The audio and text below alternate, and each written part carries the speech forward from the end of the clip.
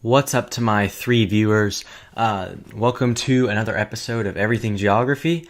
This is my third video, and I'm recording this Tuesday night, so I think I'm actually going to be able to upload two videos 2 weeks in a row, so I can start a normal schedule. So that's how I'm starting my video. Like it or not, nothing funny, no intro joke. That's for my other channel. And also last week, I accidentally uploaded my countries that look alike video to my main channel. I have a comedy channel where I make other types of videos. I make vlogs or just commentaries. I have that channel and it has 250 subscribers, so nothing really. And I accidentally uploaded it to that channel. Luckily, I figured it out because someone commented on it really quick, so I just took it down and uploaded it back to Everything Geography. So hopefully I don't make that mistake again. I have too many accounts. So I just got to get started because this video has a lot to cover. This video is about countries that have already declared independence or have taken steps to recognize themselves as their own country. And so there's actually a lot of these, so I'm just going to go through them quick. So the first one, not going to go into this one that much because you probably already know a lot about it. It's probably the most known. Taiwan, or as I call it, China but not communist. China has People's Republic of China, and then you just got the Republic of China, that little island right there.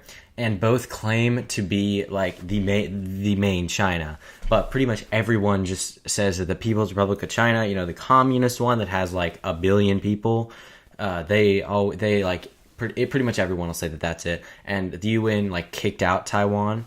So yeah, Taiwan's still it's the most populous of the ones that I'm going to go into, but and it's probably just the one that conducts himself most. China, the People's Republic of China, the mainland China doesn't really control Taiwan at all, really. And so Taiwan pretty much goes about its normal life, even though they got kicked out of the UN and whatnot, but they're still doing pretty well because a lot of states recognize them, especially a lot of the small Pacific countries, because they know oh, hey, Taiwan's rich, and if we recognize them and we're nice to them, because a lot of countries aren't, then maybe they'll give us money, they'll give us trade. So that's why people like Taiwan.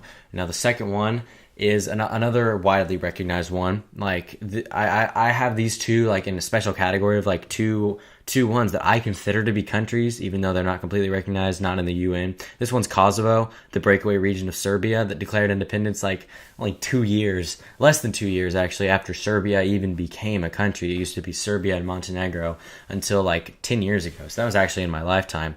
The thing I love most about Kosovo is, along with Cyprus and whoever even cares about Antarctica, they're one of those countries that just decided, you know what, screw it, let's just put the shape of our country on our flag. So yeah, that's Kosovo for you. Now the next ones are smaller, not really recognized. This one isn't actually recognized by anyone, but it has a pretty big population for how small it is. It's got 500,000 people, about 500,000 people. It is Transnistria, the breakaway region of Moldova, not recognized by anyone. No one really cares about it. Pretty much everyone disregards it because of how small it is. It's just kind of right there in between Moldova and Ukraine. A couple of months ago, Transnistria actually requested to be a UN observer state like Palestine and Vatican City. Those are the only two right now. I'm pretty sure that's going to get ignored, going to go unnoticed because, no one really notices Transnistria in the first place. But one thing I did notice when I looked closely at their flag is the hammer and sickle, the communist symbol on there. But if you look up list of designs on flags, you get hammer and sickle, but in parentheses, non-communist. So, yeah, you're kind of confusing me there, Transnistria. So now we're going to get to the next. These three are kind of grouped together because they both have to do with New Zealand. The countries are Niue, Tokelau. Yeah, I don't really do well with all the vowels. Really, Niue? I thought it was Niu or something. You can't do the three vowels thing. That doesn't work. And then the Cook Islands. But these countries have a problem that I notice, that are reasons why they could never, ever be independent countries. This problem is their population. Niue and Tokelau both have a population of 1,500 people. That's a small town.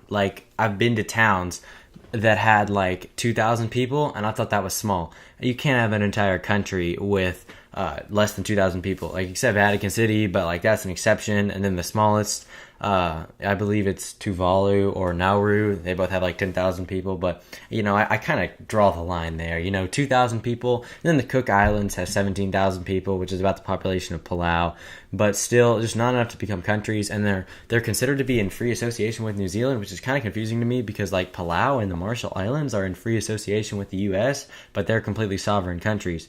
But yeah, they're considered to be in the realm of New Zealand and not fully sovereign. Now, before we go into the last one, we have some honorable mentions. They are Western Sahara, Somaliland, South Ossetia, Abkhazia, Northern Cyprus. Oh wait, that's really it.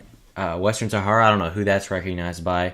Somaliland is like the stable part of Somalia because Somalia is like the most dangerous country in the world. Northern Cyprus, recognized by only Turkey because it's the Turkish part of Cyprus. And Cyprus, don't even get me started on Cyprus. I might have to do an individual video about Cyprus. It's got like 4 countries, but the UN's not a country. And then South Ossetia and Abkhazia, the breakaway regions of Georgia that are only recognized by 4 countries. Russia paid this small island country Nauru, with the one I mentioned with 10,000 people. They paid them like $100 million because they're broke after they stopped mining for phosphate. They're broke. So Russia paid them for the recognition of those countries so they can do something military related in Abkhazia and South Ossetia. So, yep, those are just global politics, little lesson in global politics. But, yep, that's it for this video. I was making another video, but then it just got too complicated for me, so I stopped making it. It was about, like, the most expensive countries to travel to. This recording is, like, 13 minutes long, so I'm going to try and trim it down as much as I can. But I had a lot to say in this video. I had a lot of territories to mention, and now I have to, like, go on Street View and record all the countries, too. So, with that said, thank you guys for watching. I hope this goes up on Wednesday as planned, and I can make this a weekly series. So, see you guys next time.